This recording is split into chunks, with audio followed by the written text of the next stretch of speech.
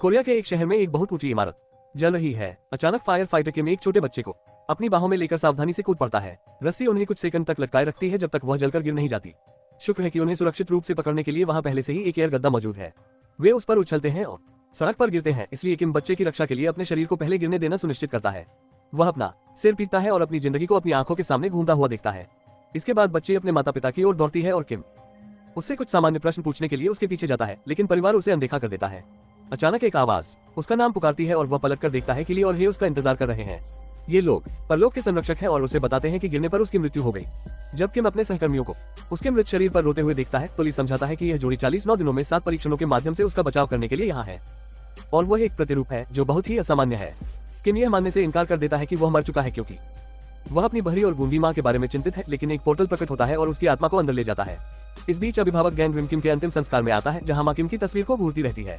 उसका दूसरा बेटा सुहोन उसे वहां से जाने के लिए कहता है क्योंकि वे जल्दी ताबूत को ले जाएंगे, लेकिन वह कोई प्रतिक्रिया नहीं देती। परलोक के द्वार पर हेई किम को परलोक के राजा और अंतिम न्यायाधीश योमरा की मूर्ति दिखाती है।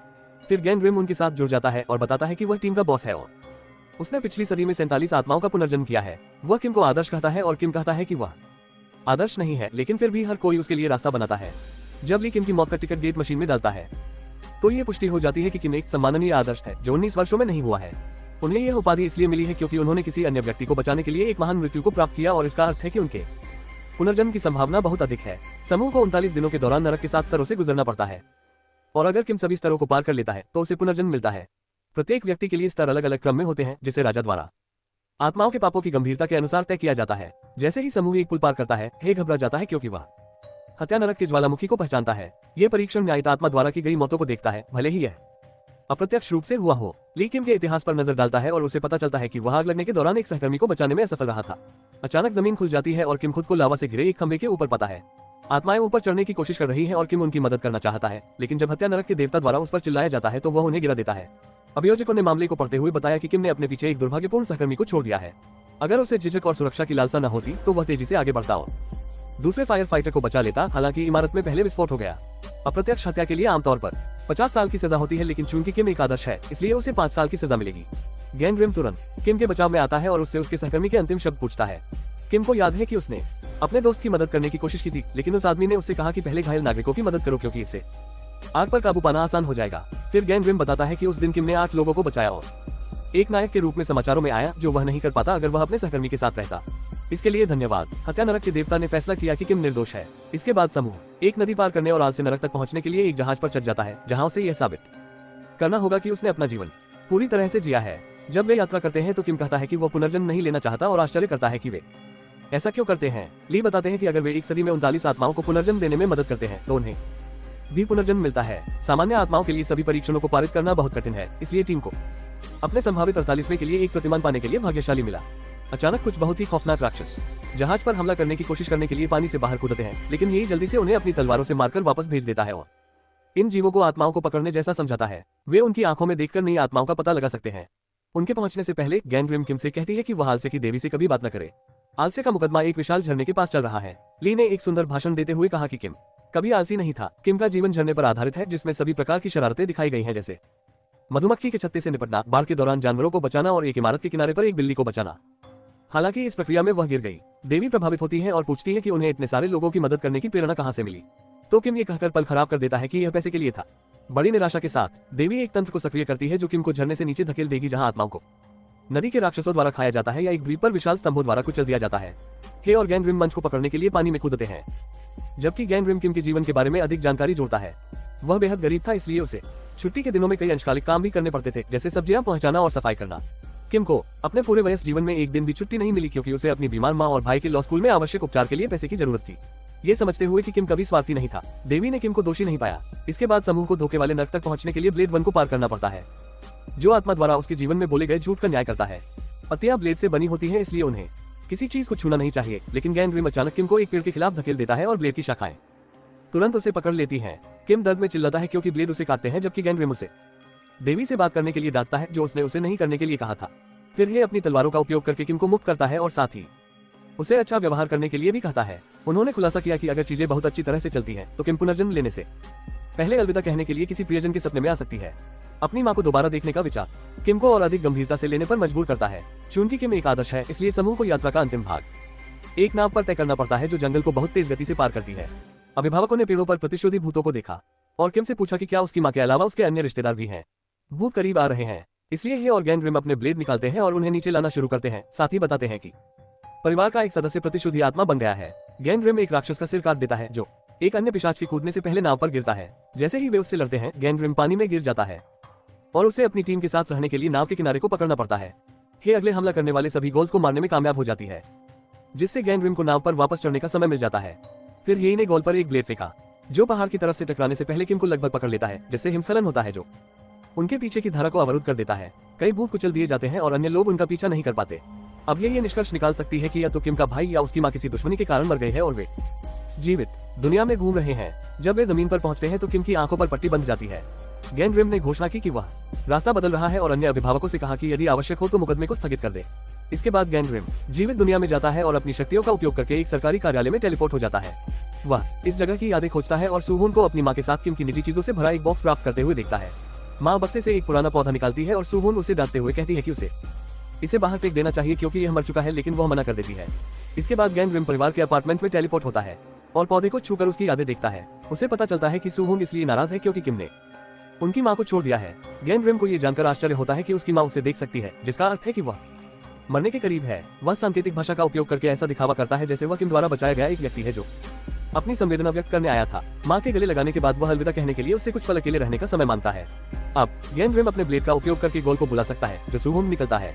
गैंग्रिम पड़ोस में उसका पीछा करना शुरू कर देता है, ये देखते हुए कि कैसे पिशाच अपने पीछे बर्फ का निशान छोड़ता है। उस पर ब्लेड से हमला करने से काम नहीं चलता और सूहोन भागने में सफल हो जाता है। परलोक में किम आंखों पर बंदी पट्टी से थक जाता है और उसे हटा देता है, जिससे और अधिक भूत प्रकट होने लगते हैं। हालांकि जीवों को 2 विशाल रक्षकों द्वारा जल्दी से मार दिया जाता है जो राजा योमरा के साथ आते हैं, जो जानना चाहते हैं कि किम ने अपनी भूमि पर भूतों को क्यों लाया है। ये बताते हैं कि गैंग्रिम पहले से ही जांच कर रहा है और शांति लाने के लिए गोल की आत्मा को खत्म कर देगा। अभी भी यह सोचते हुए कि उसकी मां मर गई थी, किम योमरा के पास जाता है और उसे उसकी रक्षा करने के लिए कहता है। हे को किम को वापस खींचना पड़ता है और ली राजा से माफी मांगता है, जो कहता है कि अगर गैंग्रिम जल्द ही अपना काम खत्म नहीं करता है तो वह खुद जीवित दुनिया में चला जाएगा। जीवित दुनिया में गैंग्रिम एक सैन्य अड्डे पर जाता है और सैनिकों को अपने भाई की वजह से सूहोन के भागने के बारे में बात करते हुए सुनता है, जैसे कि उन्हें पता ही नहीं था कि वह मर चुका है। फ्लैशबैक से पता चलता है कि सूहोन अपनी टीम का अच्छा दोस्त और एक उत्कृष्ट सैनिक था।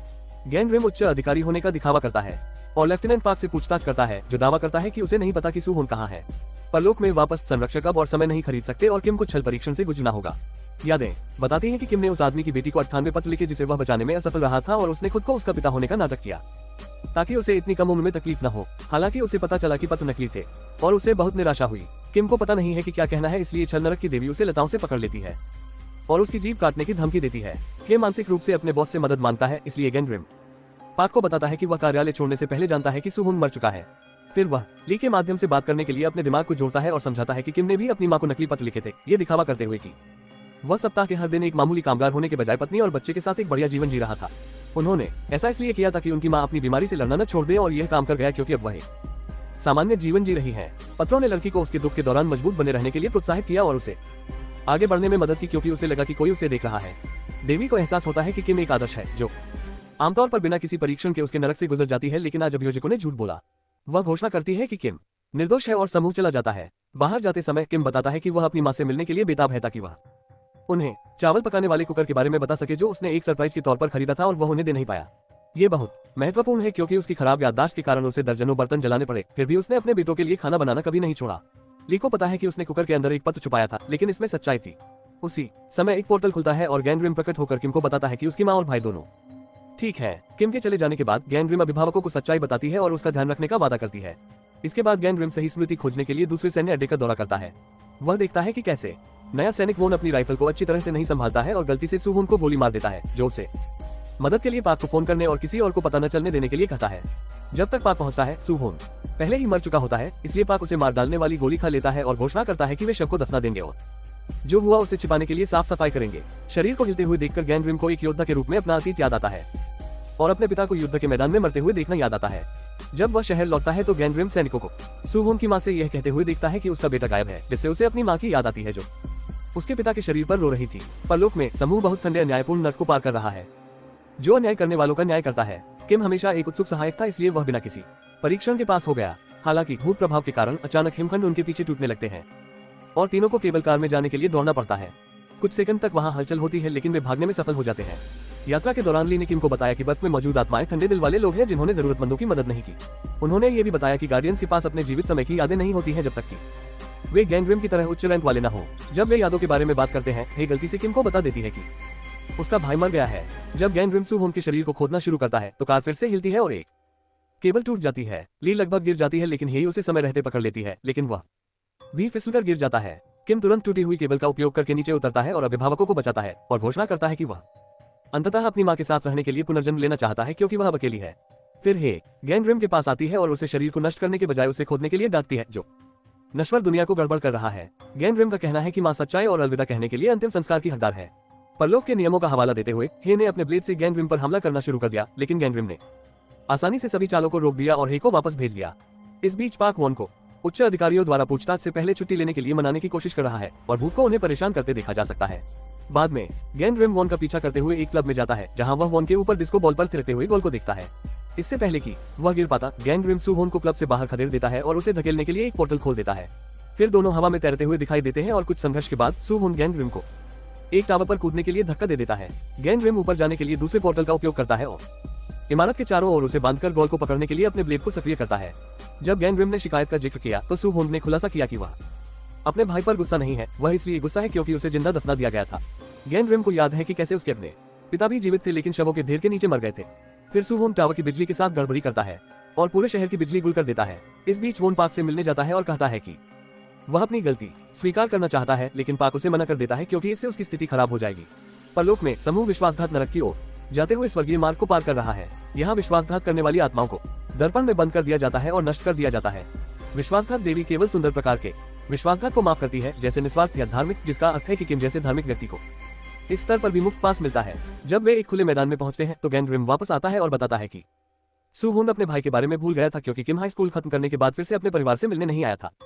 उसने केवल उन्हें पैसे भेजे थे, जबकि किम गैंग से अपने भाई की आत्मा को नष्ट न करने की विनती करता है। वोन किम की मां के लिए शरीर के स्थान के साथ एक नक्शा छोड़ देता है। समूह अंततः हिंसा नरक के प्रवेश द्वार पर पहुंचता है, जिसे वैक्यूम सिंथोल के नाम से जाना जाता है। इसकी गहराई आत्मा के अपराधों पर निर्भर करती है। चूंकि किम एक आदर्श है इसलिए यह बहुत गहरा नहीं होना चाहिए, इसलिए यह उसे अभिभावकों के आने से पहले ही अंदर धकेल देती है। जीवित दुनिया में गैंग वोन को स्वयं को हटाने के बीच में पाता है। सू होन भी ये देखता है और गैंग से उसे बचाने के लिए कहता है। बदले में वह जो भी कहेगा वह करने का वादा करता है। किम की मदद करने की उम्मीद में गैंग वोन को बचाने के लिए रस्सी काट देता है। हालांकि जीवित दुनिया में हस्तक्षेप करने से किम एक बड़ी चट्टान पर बहुत तेजी से गिरता है, जिससे वह झुक जाता है और फिर से गिर जाता है। किम गिरते हुए ली को पकड़ लेता है और उसके शरीर को फिर से ढाल के रूप में इस्तेमाल करने के लिए तैयार हो जाता है। फिर सू होन ने गैंग से वॉन से कहा कि उसने कुछ भी गलत नहीं किया और उसे अब अतीत के बारे में रोना नहीं चाहिए। जैसे ही वोन को शांति मिलती है, सिंखोल में गिरना बंद हो जाता है और टीम सुरक्षित हो जाती है। इसके बाद किम पर मुकदमा चलाया जाता है और ये खुलासा होता है कि जब वह किशोर था तो उसने कुपोषित सू होन की पिटाई की थी जब उनकी मां सो रही थी और इसके लिए उसने कभी माफी नहीं मांगी। दरअसल इस लड़ाई के बाद किम भाग गया और कभी वापस नहीं लौटा। हिंसा का देवता उसे दोषी पाता है और किम के नीचे फर्श उखड़ जाता है, जिससे हजारों आत्माएं निराशा में दिखाई देती हैं। हे गैंग से बात करने के लिए एक पोर्टल खोलता है जो वर्तमान में सू होन के शरीर को खोद रहा है। गैंग उन्हें एक संयुक्त परीक्षण का अनुरोध करने के लिए कहता है, इसलिए ली ऐसा ही करता है। इसका मतलब यह है कि अगर किम अगले मुकदमे में दोषी पाया जाता है तो उसे दोगुनी सजा मिलेगी और उसके अभिभावकों के विशेषाधिकार छीन लिए जाएंगे। भगवान इस समझौते से सहमत हो जाते हैं, इसलिए अब टीम को फिलियल इम्पियरिटी नर्क तक पहुंचने के लिए अनंत रेगिस्तान से गुजरना होगा। इस बीच गैंग सू होन के शरीर को नष्ट कर देता है ताकि वह अब एक भूत न रहे, लेकिन उसकी आत्मा को आगे बढ़ने से पहले 3 बार अपने घर जाना होगा। चलते समय सू होन बताता है कि मुकदमे में उन्होंने जो झगड़ा देखा वह इसलिए शुरू हुआ क्योंकि वह जाग गया था और उसने पाया कि किम उनकी मां के चेहरे पर तकिया रखने वाली थी। उसी समय ली यह स्मृति देखता है और किम से पूछता है कि क्या उसने अपनी मां को मारने की कोशिश की थी। किम ने खुलासा किया कि वह अपने पूरे परिवार को मारना चाहता था क्योंकि उनके पास कोई उम्मीद नहीं थी। यहाँ तक कि उसने खुद को खत्म करने के लिए शामक दवाएं भी तैयार रखी थी। हालांकि वह ऐसा नहीं कर सका, इसलिए वह अपने परिवार की रक्षा के लिए भाग गया और अपना बाकी जीवन पैसे कमाकर बिताया। सैन्य अड्डे पर किम की मां एक बोर्ड के साथ आती है जिसमें लिखा होता है, कृपया मेरे बेटे को ढूंढो। गार्ड उसे रोकने की कोशिश करते हैं, लेकिन महिला गेट से भागकर पार्क से गिर जाती है जो साइन बोर्ड को फेंक देता है। जब वह उसे बाहर निकालने की कोशिश करता है तो वह नक्शा निकाल लेती है। उसी समय राक्षस टीम के चारों ओर दिखाई देते हैं और हे को अकेले ही उनसे लड़ना पड़ता है जितना संभव हो सके अपने ब्लेड का उपयोग करके।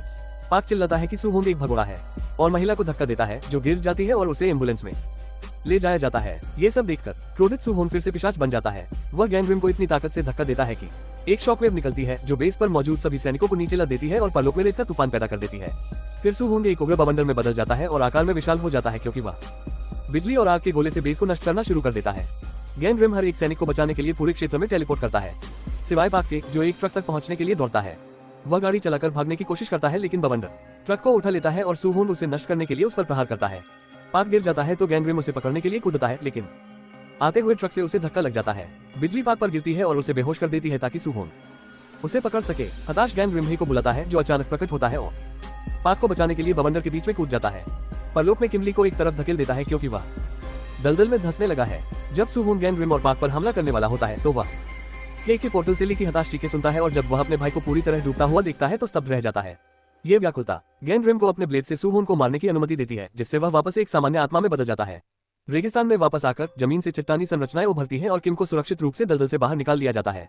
मृत्यु देवता भी राजा योमरा है, जो तुरंत किम को अपनी मां को मारने की कोशिश करने का दोषी ठहराता है। जब ली किम का बचाव करने की कोशिश करती है तो योमरा बताती है कि उस रात मां ने केवल सोने का नाटक किया था। वह चाहती थी कि उसके बच्चे उसकी देखभाल किए बिना एक सामान्य जीवन जिए, इसलिए उसने अपने बेटे को हत्या करने दी। ये सुनकर किम हताश हो जाता है और अपने घुटनों पर गिरकर मानता है कि वह सजा का हकदार है। जैसे ही अभियोजक सजा पढ़ना शुरू करते हैं, रेगिस्तान टूटने लगता है और उन्हें एक आवाज सुनाई देती है, माँ। ये पता चला कि सुहोन ने पोर्टल के माध्यम से ये सब देखा और गैन रिम से उसे सपनों में अपनी माँ से मिलने देने के लिए कहा। सुहोन उसे अपने नए फैंसी वस्त्र दिखाता है और बताता है कि वह स्वर्ग में अभियोजक बन गया है, इसलिए वह अब उससे मिलने नहीं आ सकता। वह रोते हुए बताता है कि कैसे किम ने उनके लिए अपनी पूरी जिंदगी काम किया और उसे अपने भाई को माफ करने के लिए कहता है। लेकिन जब वह अपनी माँ की बात सुनता है तो वह स्तब्ध रह जाता है। वह कहती है कि उसके बेटों ने कुछ भी गलत नहीं किया और एक माँ के रूप में असफल होना उसकी सारी गलती थी, इसलिए वह उसे गले लगाने से पहले माफी मांगती है। ये सब देखकर किम टूट जाती है। योमरा बताती है कि जीवित दुनिया में माफ किए गए पाप का परलोक में न्याय नहीं किया जा सकता, जिसका अर्थ है कि किम निर्दोष है और उसे पुनर्जन्म दिया गया है। जैसे ही किम के पास प्रकाश की किरण पहुंचती है, वह गायब होने से पहले ली को धन्यवाद देता है। जीवित दुनिया में गैन रिम हे से सुहोन को परलोक में मार्गदर्शन करने के लिए कहता है, क्योंकि वह भी एक आदर्श बन गया है। जब हे एक पूर्ण पिशाच के आदर्श बनने का विरोध करना शुरू करता है तो गैन रिम को पता चलता है कि जिसे ने उसे पहले रोकने की कोशिश की थी वह छद्म रूप में योमरा थी। बाद में अस्पताल में गैन रिम किम की मां के लिए एक पैकेज छोड़ता है। यह चावल पकाने वाला कुकर और किम का सच्चाई स्वीकार करने वाला अंतिम पत्र है। हालांकि महिला को यह पसंद आता है और पुराना पौधा खिलना शुरू हो जाता है। परलोक में गैन रिम अपनी टीम को बताता है कि सुहोन उनका 39वां पुनर्जन्म होगा। फिर वह और हे राजा से मुलाकात करने के लिए रेगिस्तान में सभी गार्डों से लड़ने के लिए तैयार हो जाते हैं।